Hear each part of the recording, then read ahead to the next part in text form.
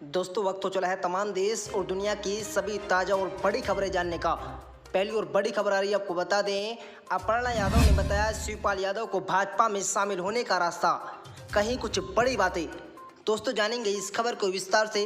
बढ़ते अगली बड़ी खबर की तरफ। आपको बता दें, सीएम योगी ने सदन में बताई यूपी में कोरोना की स्थिति। कहा 25 करोड़ आबादी है और 127 एक्टिव केस हैं। दोस्तों जानेंगे इस खबर को विस्तार से। अगली बड़ी खबर आ रही है, आपको बता दें, राकेश टिकैत ने दी बड़े आंदोलन की चेतावनी। कहा किसानों के साथ मुद्दे पर बात करे सरकार। दोस्तों बात करेंगे इस खबर की भी। अगली बड़ी खबर आ रही है, आपको बता दें, धामी के रोड शो में उमड़ी भीड़। सीएम बोले यूपी की तरह उत्तराखंड में भी चलेगा बुलडोजर। दोस्तों जानेंगे इस खबर को विस्तार से। अगली बड़ी खबर आ रही है, आपको बता दें, पुलिस और बदमाश के बीच फायरिंग में एसपी की बुलेट प्रूफ जैकेट में लगी गोलियां। दोस्तों जानेंगे इस खबर को विस्तार से। अगली बड़ी खबर आ रही है, आपको बता दें, थाने में बीजेपी कार्यकर्ताओं का आना मना है। मेरठ के थाने की तस्वीर ट्वीट कर अखिलेश यादव ने कसा तंज। दोस्तों जानेंगे इस खबर को विस्तार से, क्या है पूरा मामला। अगली बड़ी खबर आ रही है, आपको बता दें, मोदी सरकार के फैसले से यूएई के सामने आया बड़ा संकट। पाकिस्तान से लेगा मदद। दोस्तों जानेंगे इस खबर को विस्तार से। अगली बड़ी खबर आ रही है, आपको बता दें, अजमेर शरीफ दरगाह में मंदिर होने का दावा कर महाराणा प्रताप सेना ने जारी की फोटो। चैनल का दावा, ये तस्वीर 2.5 दिन के झोपड़े की है। दोस्तों जानेंगे इन सभी खबरों को एक एक कर विस्तार से। लेकिन दोस्तों आपसे एक रिक्वेस्ट है कि हमें वीडियो बनाने में काफ़ी समय लगता है। आप हमारी इस वीडियो को लाइक और शेयर कर लें, और आप हमारे इस चैनल पर नए हैं तो चैनल को जरूर सब्सक्राइब करें और पास में लगे बेल आइकन को दबा लें, ताकि देश और दुनिया की सभी तमाम बड़ी खबरें सबसे पहले आपके पास पहुंचे। दोस्तों बढ़ते हैं पहली और बड़ी खबर की तरफ। आपको बता दें, अपर्णा यादव ने सपा अध्यक्ष व सपा विधायक शिवपाल सिंह यादव को सलाह दी है। उन्होंने कहा कि अगर शिवपाल यादव पार्टी में आना चाहते हैं तो वे आलाकमान या शीर्ष नेताओं से बात कर सकते हैं। उन्होंने योगी राज की बात करते हुए कहा है कि प्रदेश में भाजपा सरकार रामराज की बात करती है तो उस पर अमल भी करती है। प्रदेश में वास्तव में रामराज है, जिसका नेतृत्व एक साधु योगी आदित्यनाथ के हाथ में है। सरकार ने आम लोगों की समस्याओं को ध्यान में रखते हुए बजट पेश किया है। ये सभी वर्गों के लिए कारगर है। वहीं आजम खान के सवाल पर उन्होंने कहा है कि भाजपा में आपराधिक व्यक्तियों के लिए कोई जगह नहीं। आजम खान अपने कोर्ट केस को देखे ना, राजनीति से प्रेरित होकर बयानबाजी करें। विधानसभा में नेता प्रतिपक्ष अखिलेश यादव ने शुक्रवार को मुख्यमंत्री योगी आदित्यनाथ पर तंज कसते हुए कहा था कि नेता सदन को हमारे चाचा की बहुत चिंता है। अब तो वे हमारे चाचा थे, लेकिन अब तो नेता सदन में उन्हें चाचा बोल रहे हैं। विधानसभा में राज्यपाल के अभिभाषण पर बोलते हुए मुख्यमंत्री योगी आदित्यनाथ ने नेता प्रतिपक्ष अखिलेश यादव और उनके चाचा शिवपाल यादव पर चुटकी लेते हुए शिवपाल को चाचा कहकर संबोधित किया था। योगी आदित्यनाथ और भाजपा विधायकों की ओर से बार बार चाचा को लेकर तंज झेलने के बाद अखिलेश ने कहा कि नेता सदन को हमारे चाचा की बहुत चिंता है। अखिलेश यादव ने कहा है कि अमेरिका, रूस, चीन सहित किसी भी देश ने कोरोना वैक्सीन के प्रमाण पत्र पर वहां के राष्ट्रपति या प्रधानमंत्री मोदी का फोटो प्रकाशित नहीं किया, लेकिन भारत में ही कोरोना वैक्सीन के प्रमाण पत्र पर प्रधानमंत्री मोदी का फोटो लगाया गया। उन्होंने कहा कि यदि वैक्सीन के प्रमाण पत्र पर मोदी का फोटो नहीं होता तो शायद वे सबसे पहले वैक्सीन लगवाते। अखिलेश यादव ने कहा कि कोरोना की दूसरी लहर में वे और नेता सदन में संक्रमित हुए। उन्होंने कहा नेता सदन तो वैक्सीन लगवाने के बाद भी संक्रमित हो गए थे। दोस्तों अगली बड़ी खबर आ रही है, आपको बता दें, सीएम योगी आदित्यनाथ ने सदन में बताई यूपी में कोरोना की स्थिति। कहा 25 करोड़ आबादी है और 127 एक्टिव केस। बता दें, उत्तर प्रदेश के मुख्यमंत्री योगी आदित्यनाथ ने शुक्रवार को विधानसभा में सरकार की उपलब्धियां गिनाते हुए प्रदेश में कोरोना वायरस की स्थिति के बारे में बात की है। सीएम योगी आदित्यनाथ ने बताया कि हमारी आबादी 25 करोड़ है। प्रदेश में अब कोविड के केवल 127 सक्रिय मामले हैं। अब तक कुल 25,54,000 से ज्यादा लोग रिकवरी हो चुके।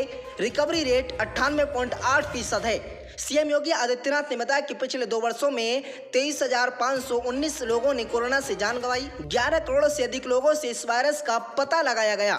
सीएम योगी आदित्यनाथ यूपी विधानसभा में कोविड की स्थिति पर बोलते हुए कहा है कि 32 करोड़ से अधिक टीके दिए जा चुके हैं। 209 RT-PCR लैब स्थापित कर दी गई हैं। प्रतिदिन 4 लाख से अधिक टेस्टिंग की प्रक्रिया कर सकते हैं। सीएम योगी आदित्यनाथ ने कहा है कि यूपी में स्थिति खराब है। ये खराब है क्योंकि हमें इस राज्य में दिया गया। हम हर दिन सुधार कर रहे हैं और आगे भी करते रहेंगे। सीएम योगी आदित्यनाथ ने सदन में बोलते हुए कहा है कि हमें हमारे कानून और व्यवस्था के लिए कहा गया है, लेकिन ये सच नहीं। 2017 में पुलिस के कई पद खाली थे। हमने पुलिस भर्ती को पारदर्शी बनाया। 1,54,000 से अधिक भर्तियां की गई। हमने 4 पुलिस कमिश्नर बनाए गए। सरकार युवाओं और उनके भविष्य के प्रति सतर्क है और एक परिवार कार्ड शुरू करने जा रही है। इसके तहत प्रत्येक परिवार के एक युवक को रोजगार मिलेगा। यूपी को पीएम मोदी के विजन के अनुसार 1 ट्रिलियन अर्थव्यवस्था बनाई जाएगी। दोस्तों, सीएम योगी आदित्यनाथ ने समाजवादी पार्टी पर निशाना साधा। उन्होंने कहा है कि सपा के कार्यकाल में काफी भ्रष्टाचार हुआ। हमारे आने के बाद से राज्य में 5 लाख से अधिक युवाओं को सरकारी नौकरी दे दी गई। हमने सभी परीक्षाओं को पारदर्शी बना दिया। दोस्तों, अगली बड़ी खबर आ रही है, आपको बता दें, राकेश टिकैत ने दी बड़े आंदोलन की चेतावनी। कहा किसानों के साथ मुद्दे पर बात करे सरकार। बता दें, बागपत में चौगामा क्षेत्र के गागनोली गांव के किसानों की पंचायत हुई, जिसमें किसानों से जुड़े नलकूपों पर मीटर लगाने, आवारा पशुओं, पुलिस के भूसे से भरे वाहन रोकने, कई जैसे मुद्दे उठाए गए। बागपत में हुए इस पंचायत में भारतीय किसान यूनियन के प्रवक्ता राकेश टिकैत ने भी हिस्सा लिया। इस पंचायत में उन्होंने कहा कि किसानों की समस्याओं के समाधान के लिए बड़े आंदोलन चलाए जाएंगे। 29 मई को हरिद्वार में बड़ी पंचायत होगी। बागपत में पंचायत में पहुंचे राकेश टिकैत ने केंद्र सरकार पर निशाना साधा और कहा है कि किसानों पर सरकार का पूरा अत्याचार हो रहा है। सरकार बातचीत करने से बच रही है और एक तरफा लाठी के ताकत पर सरकार चलाना चाहती है। ऐसा चलाने वाला नहीं है। हमने कहा कि यदि कोई मुद्दा है तो उस पर सरकार बातचीत करे। उन्होंने कहा कि आप बिजली के मीटर लगा रहे हो। आपने घोषणा पत्र में कहा है कि किसानों को बिजली फ्री देंगे। फिर इसका पैमाना कौन सा रहेगा? आप हरियाणा की पॉलिसी देंगे, पंजाब की दोगे, उत्तराखंड की दोगे या फिर अपनी बनाओगे? राकेश टिकैत ने कहा कि बिना बातचीत के आप माहौल खराब करना चाहते हो। सरकार किसानों के साथ बैठकर बातचीत करे। ऐसा न होने से पूर्ण रूप से विरोध हो रहा है। यदि सरकार का कोई विभाग भूसा रोकेगा तो उस भूसे को वहीं रखवा दिया जाएगा। बिना पॉलिसी के नलकूपों पर मीटर लगाएंगे तो विरोध करेंगे। लखनऊ जब भी जाएंगे ट्रैक्टरों से जाएंगे। यदि सरकार चाहती है तो हमें गोली मार दे। बिना आंदोलन के सरकारें नहीं चलती। वहीं उन्होंने 29 मई को होने वाले महापंचायत में किसानों को बढ़ चढ़ कर भाग लेने का आह्वान भी किया है। दोस्तों, अगली बड़ी खबर आ रही है, आपको बता दें, उत्तराखंड में धामी के रोड शो में उमड़ी भीड़। सीएम योगी बोले यूपी की तरह उत्तराखंड में भी चलेगा बुलडोजर। बता दें, चंपावत उपचुनाव की तैयारियां जोरों पर हैं। सीएम पुष्कर सिंह धामी के समर्थन में वोट मांगने के लिए उत्तर प्रदेश के मुख्यमंत्री योगी आदित्यनाथ शनिवार को पहुंचे। इसके बाद जनसभा स्थल पर जोर शोर से योगी योगी के नारे लगने लगे। सीएम योगी ने सभी का अभिवादन स्वीकार कर लिया। सीएम योगी ने पुष्कर सिंह धामी के समर्थन में रोड शो किया। इसी दौरान बुलडोजर एक बार फिर से छा गया। सीएम धामी ने कहा है कि जिस तरह से यूपी में मुख्यमंत्री योगी आदित्यनाथ का बुलडोजर चला, वैसे ही उत्तराखंड में भी चलेगा। उन्होंने कहा कि यूपी में अपराधी बुलडोजर के डर से बिल में दुबके हुए हैं। पहले अपराध की बहुत खबरें सुनते थे, लेकिन बुलडोजर से अब अपराधी कांपते हैं। सीएम धामी ने चंपावत की जनता से 31 मई को होने वाले चुनाव में भारी संख्या में मतदान करने की अपील की है। जनसभा को संबोधित करते हुए सीएम योगी ने कहा है कि मुझे पूरा विश्वास है कि चंपावत की जनता मुख्यमंत्री धामी को निराश नहीं करेंगे और भारी मतों से विजय प्राप्त कराएंगे। लेकिन जब तक सफलता हाथ में नहीं आ जाती, तब तक हम अपना प्रयास जारी रखेंगे। सीएम योगी आदित्यनाथ ने कहा कि देवभूमि का विकास आज हर कोई देख रहा है। 4 धाम यात्रा के लिए पूरे देश से श्रद्धालु उत्तराखंड पहुंच रहे हैं। दोस्तों, अगली बड़ी खबर आ रही है, आपको बता दें, पुलिस और बदमाश के बीच फायरिंग में एसपी की बुलेट प्रूफ जैकेट में लगी गोलियां। बता दें, जौनपुर में रविवार रात पुलिस और बदमाशों के बीच मुठभेड़ हो गई। मुठभेड़ के दौरान बदमाशों ने पुलिस पर फायरिंग कर दी। फायरिंग में स्वीट टीम प्रभारी बाल बच गए हैं। दोस्तों, बता दें, एक गोली उनके बुलेट प्रूफ जैकेट में जा लगी है। अगर उन्होंने जैकेट न पहनी होती तो जान खतरे में पड़ सकती थी। हालांकि पुलिस की जवाबी कार्रवाई में दोनों बदमाशों के पैर में गोली लगने से घायल हो गए हैं। जानकारी के अनुसार पुलिस के साथ हुई मुठभेड़ के दौरान हापुड़ के पुलिस अधीक्षक दीपक भूकर और हापुड़ देहात थाना प्रभारी विनोद पांडे की बुलेट प्रूफ जैकेट में गोली लग गई है। इसी दौरान सिपाही राजीव मलिक घायल हो गए हैं। राजीव को आनन फानन में इलाज के लिए अस्पताल में भर्ती करा दिया है। दोस्तों, पुलिस और बदमाशों के बीच हुई फायरिंग के बीच मुठभेड़ में दोनों बदमाश घायल हो गए। बता दें, बदमाशों से पूछताछ की जा रही है तो पता चला है कि 20 दिसंबर को 2,20,000 की लूट में दोनों शामिल थे। दोनों बदमाशों का नाम सूरज सिंह और शशिकांत वर्मा बताया जा रहा है। दोनों बदमाशों के ऊपर आधा दर्जन से अधिक मामले दर्ज हैं। पुलिस ने दोनों बदमाशों को उपचार के लिए वाराणसी ट्रामा सेंटर रेफर कर दिया है।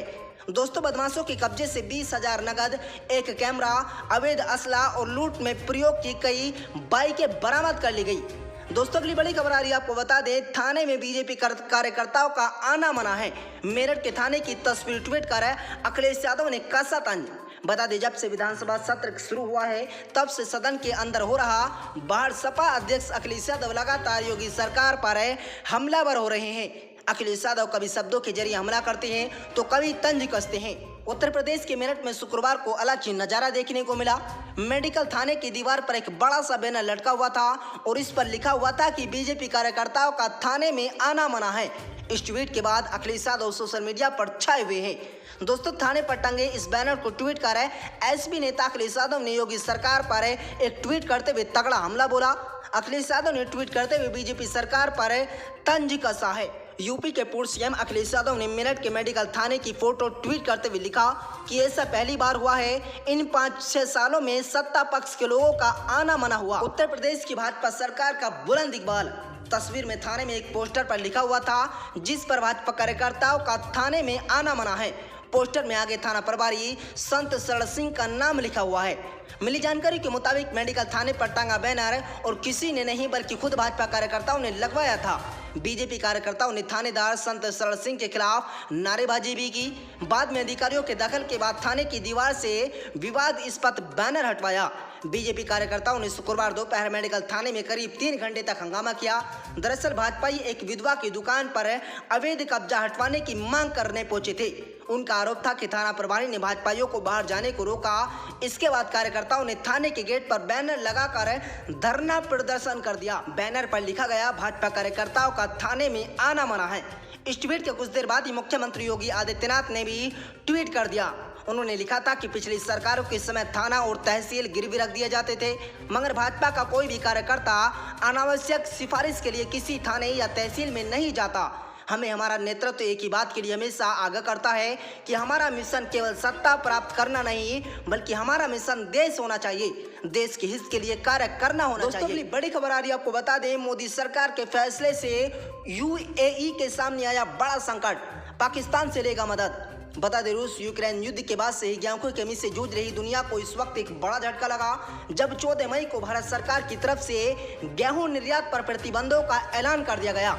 भारत में हीट वेव के कारण गेहूं पर उत्पादन कम होने की आशंका है, जिससे घरेलू बाजार में कीमतें बढ़ गई हैं। इसे देखते हुए भारत ने निर्यात गेहूं पर प्रतिबंध लगा दिया।